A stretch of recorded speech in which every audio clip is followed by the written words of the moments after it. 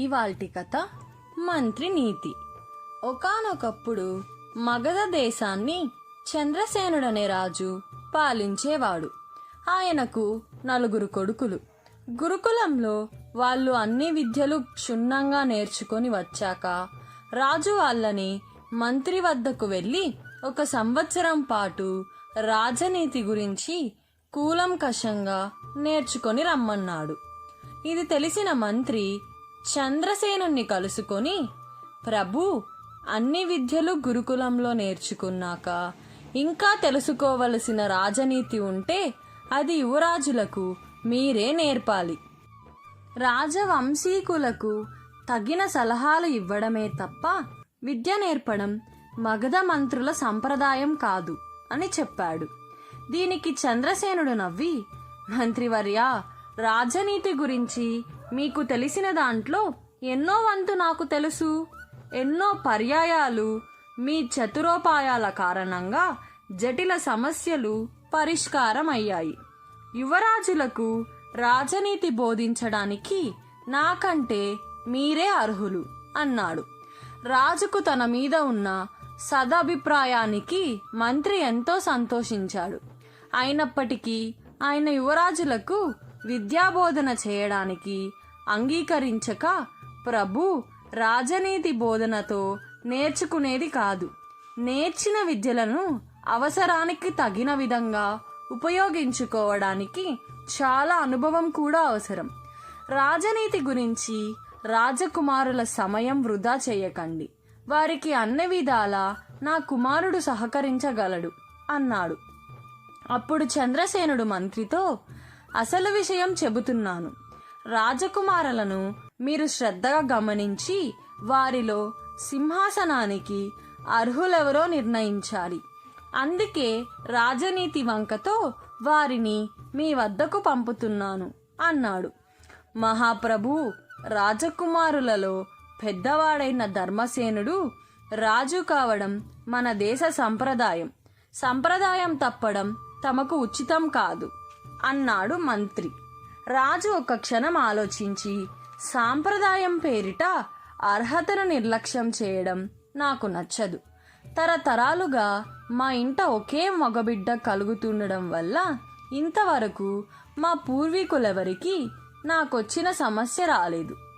4 ఎవరికి రాజ్యార్హత ఉంటే వారికే రాజ్యం కట్టబెట్టి ప్రజలకు మేలు చేయాలని నా సంకల్పం. దీన్ని మీరు కాదనకూడదు అన్నాడు. మంత్రి దీనికి సమాధానం ఇవ్వక నవ్వి ఊరుకున్నాడు. చంద్రసేనుడు సంతృప్తి పడక, మీరెందుకు నవ్వారో కారణం చెప్పాలి అన్నాడు. ప్రభు, మీ మాటలు నాకు అసందర్భంగా తోచినప్పుడు నాకు నవ్వు వస్తూ ఉంటుంది. తమరు నొక్కించి కారణం అడిగారాదు. అందువల్ల మీ మనసు నొచ్చుకుంటుంది. అది నాకిష్టం ఉండదు అన్నాడు మంత్రి. అయినప్పటికీ చంద్రసేనుడు మంత్రి నవ్వుకు కారణం చెప్పాలని పట్టుపట్టాడు. చివరకు విధిలేక, ప్రభు, యువరాజు ధర్మసేనుడు నా కుమార్తె త్రిపుర సుందరిని ప్రేమించాడు. రూపగుణ లావణ్యాలలో నా కుమార్తెకు ఏ దేశపు రాకుమారి సాటిరాదు. కాని తమరు రాకుమారినే తప్ప మంత్రి కుమార్తెను కోడలుగా స్వీకరించరని ధర్మసేనుడు నమ్ముతున్నాడు. తమరు సంప్రదాయాన్ని వదిలి అర్హతను బట్టి నా కుమార్తెను మీ కోడలుగా స్వీకరించగలరా అని అడిగాడు మంత్రి. ఈ మాటలతో చంద్రసేనుడికి కోపం వచ్చింది. ఆయన దాన్ని అణుచుకునేందుకు ప్రయత్నిస్తూ, మీ కుమార్తె అర్హతను నిర్ణయించవలసింది మీరు కాదు, నేను అన్నాడు. దీనికి మంత్రి మళ్లీ నవ్వి ఊరుకున్నాడు. కారణం చెప్పమని రాజు మరీ బలవంత పెట్టగా, ప్రభు, తనకే స్త్రీ భార్య కావాలో నిర్ణయించే స్వతంత్రం పురుషుడికి ఉండాలి. ధర్మసేనుడు త్రిపుర సుందరిని తన భార్యగా కావాలనుకుంటున్నాడు. అది కాదనే అర్హత మీకంటే నాకే ఎక్కువ. ఎందుకంటే రాజకుమారులలో రాజు కాగల అర్హత ఎవరికున్నదో తేల్చలేక తమరా బాధ్యతను నాకప్పగిస్తున్నారు. రాజును నిర్ణయించగలవాడికి రాణిని నిర్ణయించగల అర్హత ఉండదంటారా అన్నాడు మంత్రి. చంద్రసేనుడు కాసేపు ఆలోచించి, మీరు చెప్పింది సబబుగానే ఉన్నది. ధర్మసేనుడు త్రిపుర సుందరిని ప్రేమించి ఉంటే వారి వివాహం నేనే జరిపిస్తాను. తమరిక ఏ సందేహమూ లేకుండా రాజకుమారులలో రాజార్హత ఎవరికున్నదో నిర్ణయించే ప్రయత్నానికి పూనుకోండి అన్నాడు. దీనికి కూడా మంత్రి నవ్వి ఊరుకున్నాడు. ఇప్పటికీ మీకు నా చిత్తశుద్ధి మీద నమ్మకం కుదరలేదా? ఎందుకలా నవ్వుతున్నారు అని అడిగాడు చంద్రసేనుడు.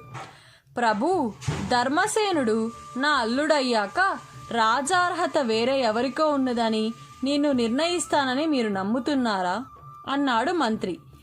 మీ నిస్వార్థ బుద్ధిని నేనెప్పుడూ గౌరవించి నమ్ముతున్నాను. మీ మీద నాకెలాంటి అనుమానమూ రాదు అన్నాడు చంద్రసేనుడు. అయితే నా నిర్ణయం చెబుతాను వినండి. ధర్మసేనుడు నా కుమార్తెను చాలా కాలంగా ప్రేమిస్తున్నాడు. అందుకని నేను అతన్ని చాలా కాలంగా శ్రద్ధగా గమనిస్తున్నాను. రాజకుమారులు నలుగురిలో రాజార్హత అతడికే ఉన్నదని నిర్ణయించాకని నేను వారి వివాహ ప్రసక్తి ఈరోజు మీ దగ్గర తీసుకువచ్చాను అన్నాడు మంత్రి. చంద్రసేనుడు తెల్లబోయి, తమరిలా పక్షపాత బుద్ధితో వ్యవహరిస్తారని నేను అనుకోలేదు. మీ స్వార్థం కోసం నా ఆదర్శాన్ని దెబ్బతీశారు అన్నాడు. దీనికి మంత్రి మళ్ళీ నవ్వి ఊరుకున్నాడు. రాజుకు ఉక్రోషం వచ్చి, మాటి మాటికి మీరలా నవ్వడం నాకు ఏమాత్రం నచ్చలేదు. ఆలస్యం చేయకుండా మీ మనసులో ఏమున్నదో వెంటనే చెప్పండి అని అడిగాడు. ప్రభు, మీ ఆదర్శం ఏమిటో నాకు అర్థం కావడం లేదు. అర్హుడికే రాజాభిషేకం చేయాలంటే అందుకు రాజకుమారులు నలుగురినే ఎందుకు పరీక్షించాలి? దేశంలో సమర్థులకు కొదవైందా?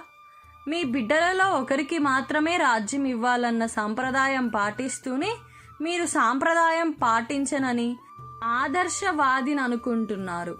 మీరు మీ బిడ్డలలో ఒకరు రాజు కావాలనుకున్నట్లే నేను నా అల్లుడే రాజు కావాలనుకుంటే తప్పుపడుతున్నారు. నవ్వుకోక నేను చేయగలిగిందేమున్నది అన్నాడు మంత్రి. రాజుకు తన ఆలోచనలోని లోపం ఇప్పుడు అర్థమైంది.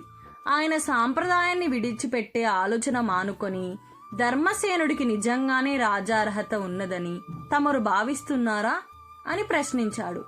ప్రభు, సమర్థుడైన మంత్రి, శక్తివంతులైన పరివారం, నమ్మకస్తులైన సేవకులు, అనుకూలవతి అయిన భార్య, అభిమానించే ప్రజలు ఉంటే ఏ రాజైనా రాజ్యాన్ని ఏలడానికి అర్హుడే. అందులోనూ సాంప్రదాయం ప్రకారం ధర్మసేనుడే రాజార్హత కలిగిన వాడు అన్నాడు మంత్రి. చంద్రసేనుడు మారు మాట్లాడకుండా మంత్రి చెప్పిన దానికి అంగీకరించాడు. అప్పుడు మంత్రి నవ్వి, ఎందుకు నవ్వానని అడక్కండి. మీకు వియంకుడిని కాబోయే నేను మీరంటే భయపడనవసరం లేదు.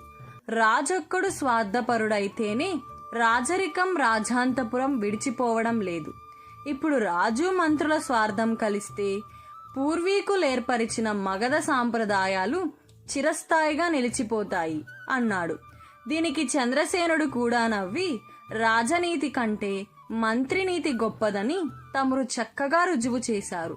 రాజనీతి నా బిడ్డను రాజును చేస్తే మంత్రినీతి మీ బిడ్డను ఈ రాజ్యానికి రాణిని చేస్తున్నది.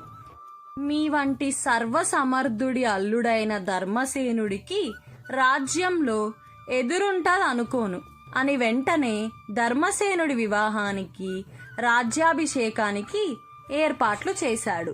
కథ సమాప్తం. ఈ కథ మీకు నచ్చినట్లయితే మా ఛానల్కు లైక్ చేసి షేర్ చేసి సబ్స్క్రైబ్ చేయండి.